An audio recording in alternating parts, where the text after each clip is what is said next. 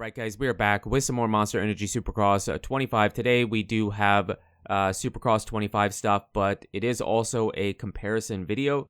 Not really a direct comparison, but still comparison. There is one track that is kind of interesting, and it just so happens that it is East Rutherford, which will be the race this weekend. So we're going to go over it, show it to you, and talk about the oddity with that track. So let's jump into it and check it out.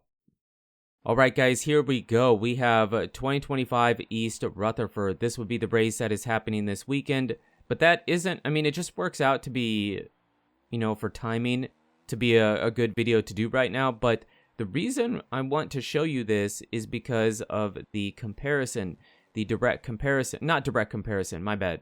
The comparison to a different track. So I want to go over this one, and I do want to say that over the years, it probably is difficult to keep creating original, unique tracks. And I'm sure there's been many tracks that have been very similar to past ones or maybe exactly the same, but I never really noticed it. This one, I did. So what are we talking about? This track is completely reused from a different year, and you might be saying, what are you talking about? What year? Well, the year would have been 2017. 2017 was the year that this track was first done, and this would be almost an exact replica of 2017 Arlington. 2017 Arlington was in what game? 2018 Supercross 1. So the track is, the layout is almost nearly identical. Well, the layout is exactly the same with the jumps and the placement of the jumps and where they decided to put stuff. Very similar. Now, kind of going over the track before we switch over to the first version from Supercross 1, the 2017 Arlington. I'm going to wait till we get to the finish line, but the jumps are very similar. And they could have done something different there, but they decided not to. So we have the finish line and then kind of a roller here. We don't know if that'll be there or not.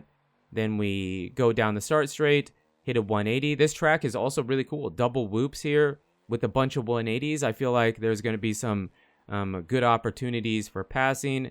Here we hit the second set of whoops, cross the start or the first turn, hit a 180, jump over the first turn onto a step-on, step-off triple, hit another 180, and then here it's really hard to tell. I triple in and then it's basically double city. I don't believe it will be that way, but remember the way Milestone made the original tracks, the jumps were kind of small and rolled off, and you just had to double through a bunch of it. We hit the Supercross triple into a double, and then hit a 180, and you can step on, step off, step on, step off, or triple over it, and then we have the finish line. So the layout is identical to 2017 Arlington, with the jumps being very similar. Very similar. The back rhythm section, I believe, has 11 jumps in it, and for 2017 Arlington, it's 12. And then after the second set of whoops here, it's a bit different. In Arlington, it's like a double, triple, maybe, but it's very similar. So again, I don't really have a problem with them doing it. I'm sure there's been other tracks that have been reused or copied from past years, but it's kind of funny to me because the layout is cool, and I think it could be a great race and all that stuff. And again, I don't have a problem with it, but they could have made some minor changes to it, right? They could have done these two sections a bit different. They did kind of, but not really. They could have done something different there. Just made it a big double or whatever. The finish line obviously would have been the same if the layout is the same. It doesn't obviously, but it makes sense. The whoops, since it's tucked in between the start straight and the first turn, I understand that they want to put the whoops there, but they could have done one set of whoops and then a small rhythm section, or when we jump over the start straight, yeah, it's a table instead of a double, but everything else is the same. And then the back rhythm section is the same. Now, maybe where the bigger, taller jumps are going to be will be different, and probably the rhythm will have to be different because it is missing one jump. But it's almost identical to what it was in 2017, and we're going to be switching over to it here pretty soon. But yeah, I don't really remember how that race went. I was trying to look up how it finished, and I believe now the results showed two different riders winning. I don't know if it was Dungey. One time it said Dungey, and then the other time it said Marvin Musquin. I'm pretty sure it was Marvin Musquin in 2017 that won, so I didn't remember that. I had to look it up, but yeah, here we have Supercross 1 in the original layout. We have the back-to-back whoops tucked in between the start straight in the first turn. We hit the 180.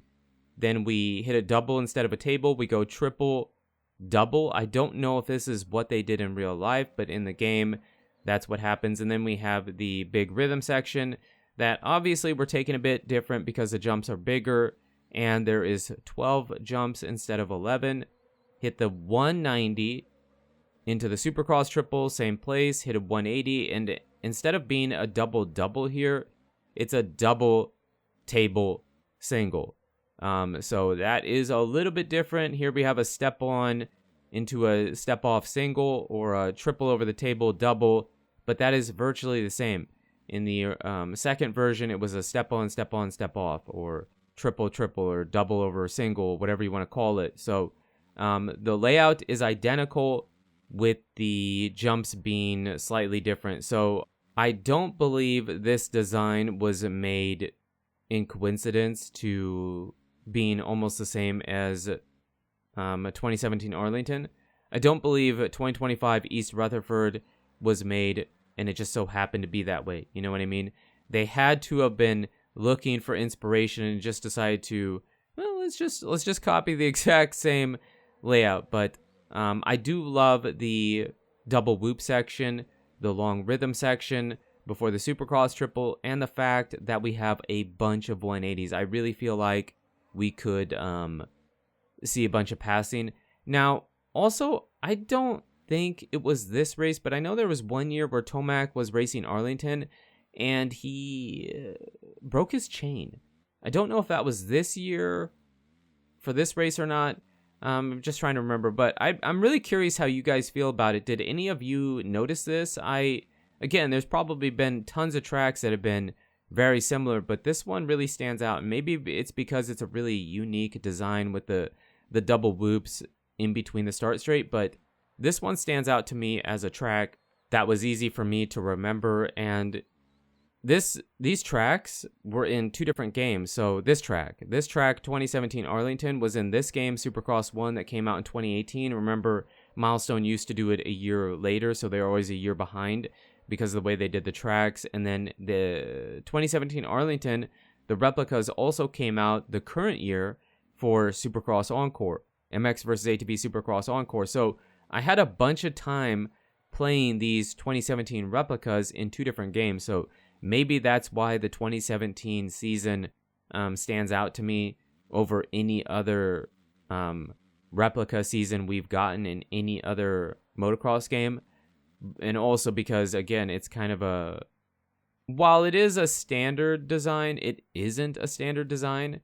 But the race isn't really why I remember it, because, again, I told you I was trying to look up who won, and I was pretty sure it said Marvin Musquin, and I do not remember that race happening. So it was just because of playing the tracks in multiple games and it being kind of a weird design. But both of them are football stadiums. I believe, what do we got? We got the Dallas Cowboys here and the New York Giants, the New York Jets for MetLife. So yeah, I'd be really curious to see how you guys feel about it. Does it bother you that they reuse the design almost to a T, almost an exact replica of itself, or are you totally okay with it? I'm perfectly fine with it because I really feel like it's a cool design that could make for some really great racing.